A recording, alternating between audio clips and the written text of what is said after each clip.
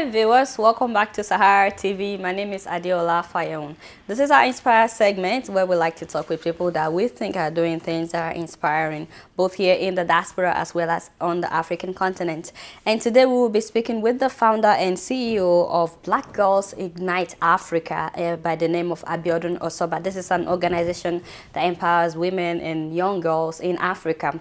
Abiodun Osoba has a bachelor's degree from the University of Abuja in Nigeria, and she has also been to Rotman School of Management at the University of Toronto for more certificate, as well as the Massachusetts Institute of Technology and the Harvard Business School, where she had an executive certificate. Abiodun Osoba, welcome to Sahara TV. Thank you so much, Adiola, for having me today. Sure, it's nice having you. Okay, so Mr. Osoba, Black Girls Ignite Africa. I mean, let's start from that name. What exactly is that? What do you guys do, and how did you come about the name Black Girls Ignite Africa? We came up with that name because we rounded up a summary of what we are about. We are actually a movement. We are more than a name or even a group of people. We came up with that name as a result of the work that we intend to do in Africa. So Black Girls Ignite Africa is about helping a young girl or a woman, no matter the age, to allow that woman ignite Africa. So our name is actually bearing the cause. So we are working to help every woman in Africa ignite Africa. I see. So why did you start? Why did you guys begin this organization? What led to starting this organization? What led to starting the organization was actually as a result of the burden, the passion. You know, these are things that we're familiar with. Every one of us, we see it every day. We hear it in the news. And there is so much poverty in Africa. Also, there's a lot of negativity in Africa. There are a lot of good things as well, you know. And I always say that there are actually more good things than negative things.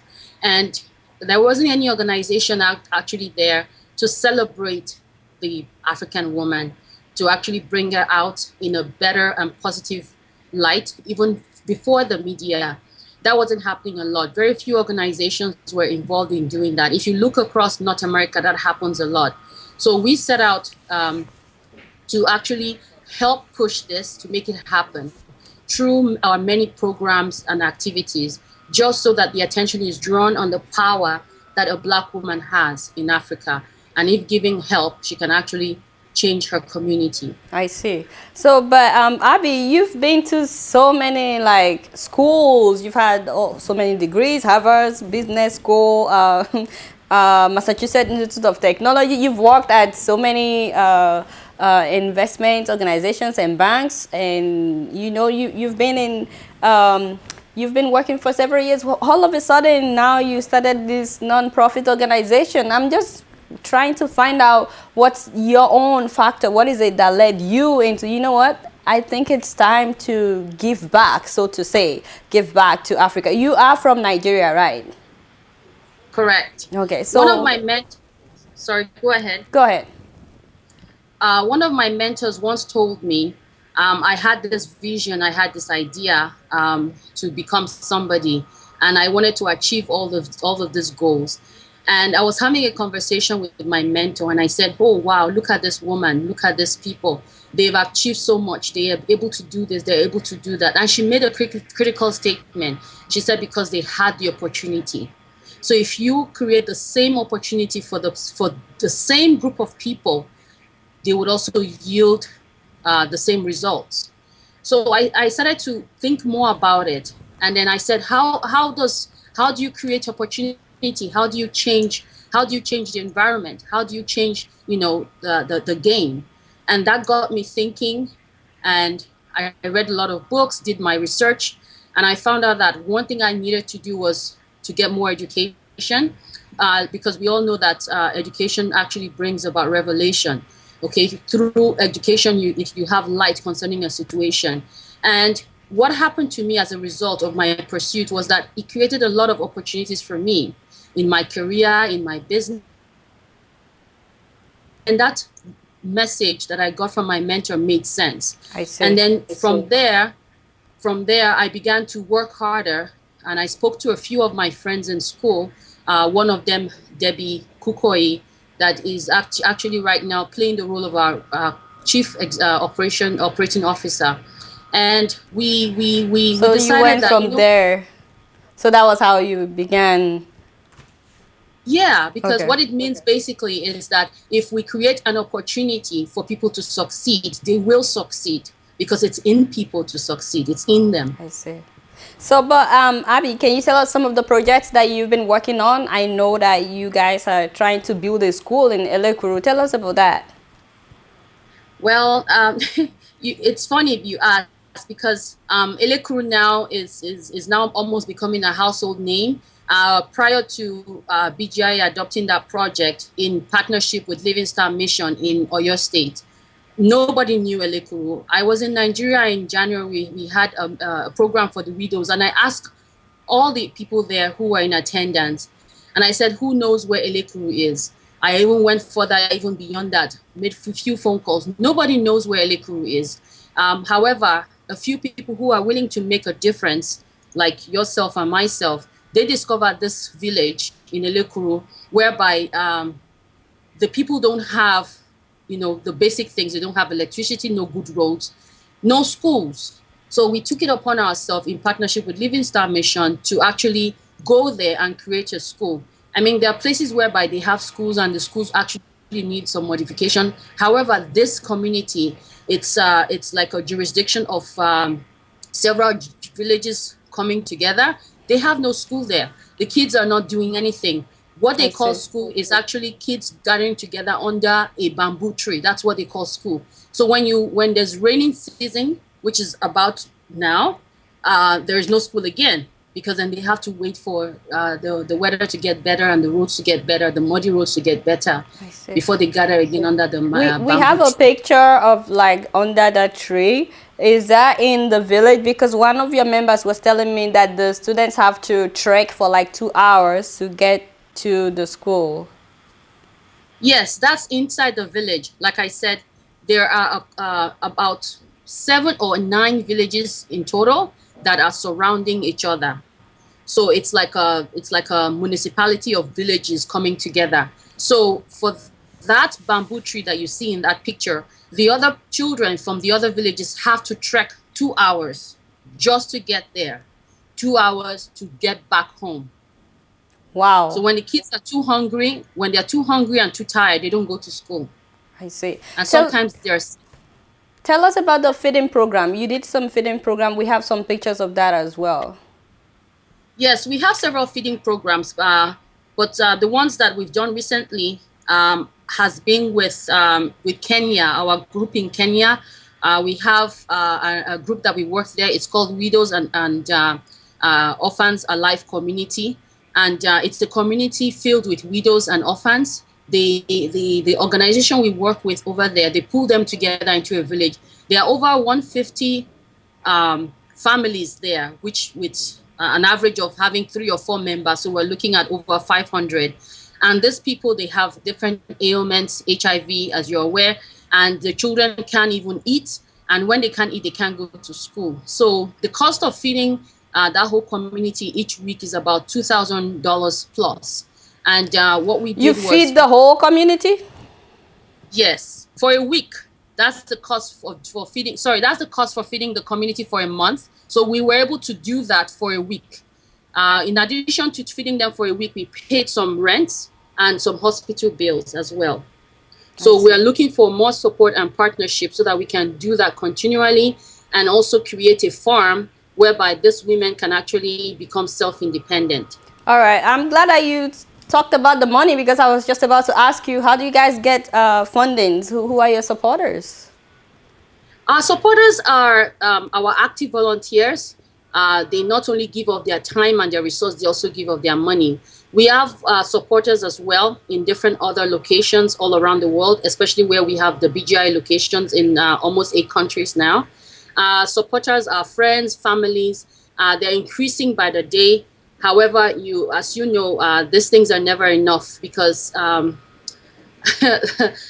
these people are hungry every day and they need to eat. So it's beyond just giving them something to eat now. It's also more about us developing something that will be sustaining for them in the long term. I see. And so are you saying that you're still feeding those communities, or this was like a one-time event, or So you? we are still feeding the communities. Last Easter, we were able to support another group of community. These were just widows.